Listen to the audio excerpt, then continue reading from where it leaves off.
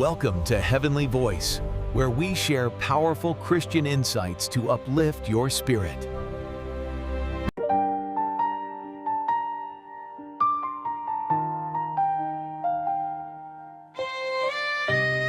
जय मसीह अनि नमस्ते सबैजनालाई। तपाईँ हेर्दै हुनुहुन्छ हेभेनली भोइस। हाम्रो जीवनमा कहिलेकाहीँ यस्तो हुन्छ कि एउटा बाइबलको पदलाई दुईजना प्रचारकले फरक अर्थ लगाइरहेको हुन्छन्। अब साधारण विश्वासी अलमलमा पर्छन्, कुन चाहिँ सही हो र कुन चाहिँ गलत हो। के एउटा पदको धेरै अर्थ हुन्छ र? आज हामी यही विषयमा कुरा गर्नेछौँ कि आखिरी बाइबलको व्याख्या किन फरक हुन्छ। आउनुहोस् यसको केही मुख्य कारणहरू बुझौँ। बाइबलको व्याख्या किन फरक हुन्छ र? यसको सबभन्दा पहिला कारण हो समय र संस्कृतिको ठुलो अन्तर। बाइबल एउटा धेरै पुरानो पुस्तक हो। यसको पहिलो भाग आजभन्दा लगभग 3400 वर्ष अघि लेखिएको थियो भने अन्तिम भाग 1900 वर्ष अघि। हामी र बाइबल लेखिएको समय बीच हजारौं वर्षको एउटा खाल्टो छ। त्यति बेलाको भूगोल, भाषा र संस्कृति आजको भन्दा बिल्कुलै फरक थियो। यदि हामीले यी कुराहरूलाई ध्यान दिएन भने बाइबलको गलत अर्थ लाग्ने सम्भावना धेरै हुन्छ। दोस्रो कारण, सबै प्रतिज्ञाहरू हाम्रै लागि हुन् त?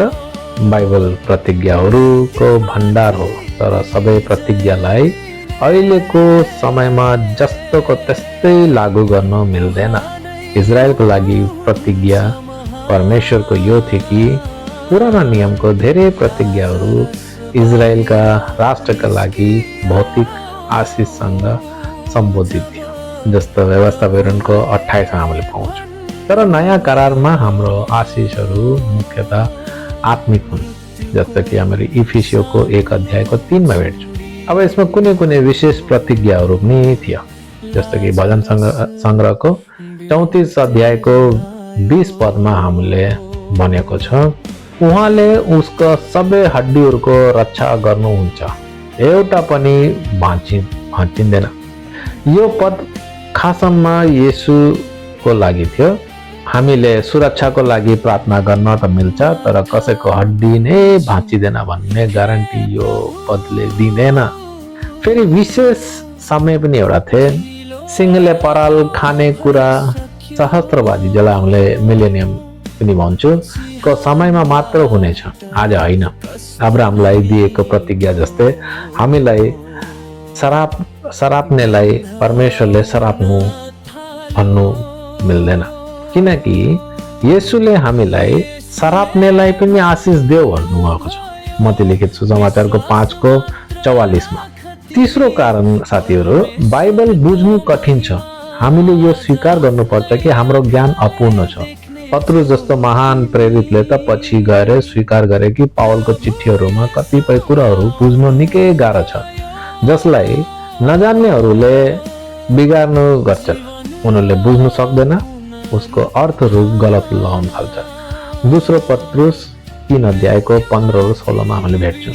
आजको धेरै प्रचारकहरू न त तालिम प्राप्त छन्, न त उनीहरूमा व्यवस्थित अध्ययन गर्ने बानी छ। त्यसैले प्रचारकहरू मध्यबाट अलमल फैलाउने काम भइरहेको छ। चौथो कारण साथीहरू, अध्ययन बिनाको प्रचारक। भ्रम धेरैलाई के लाग्छ भने तयारी नगरी सिधै बोल्नु नै पवित्र आत्माको अगुवाई हो। यो एउटा भ्रम हो। पावलले त सिधै प्रकाश पाएका थिए, तर उनले तिमोथी र तीतसलाई चाहिँ आफूबाट सिक्ने र अरूलाई सिकाउने अर्ती दिएको थिए। दोस्रो तिमोथीको 2:2 मा हामीले भेट्छौँ। गाह्रो खण्डहरू बुझ्नुको लागि एउटा स्रोतमा मात्र भर नपर्नुहोस्। पाँचौं कारण साथीहरू, फरक नजरिया र वरदान। हामीले यो पनि बुझ्नुपर्छ कि हरेक सेवकको नजरिया फरक हुन्छ। प्रेरितले नयाँ जोसको साथ व्याख्या गर्छन्, अगम वक्ताहरूले परमेश्वरको बोझलाई सुनाउँछन्, सुसमाचार सुनाउनुले शान्ति र सान्त्वनालाई जोड दिन्छन्, पास्टरले विश्वासीको वृद्धिलाई ध्यान दिन्छन्, शिक्षकले सन्तुलित सत्यता सिकाउँछन्। हामी एउटा मण्डलीको घेराभित्र मात्र गुम्सिएर बस्नु हुँदैन। फल फलाउनुको लागि घाम र हावा, बाहिरको ज्ञान र सङ्गति दुवै चाहिन्छ।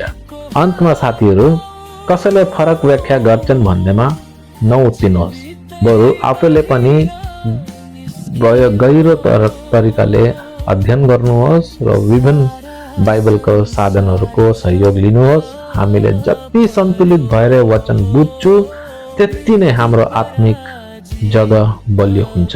यो कुराको साथ म आज तपाईसँग बिदाई लिन्छु। भोलि फेरि भेटौँला। प्रभुको आशिष तपाईमा बनिरहोस्। जय मसीह की।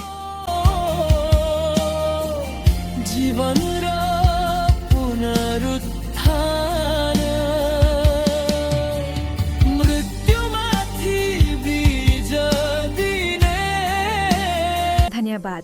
कृपया हाम्रो च्यानल लाइक, शेयर र सब्स्क्राइब गर्नुहोला र अपडेट्सको लागि बेल आइकन दबाउन नबिर्सनुहोला।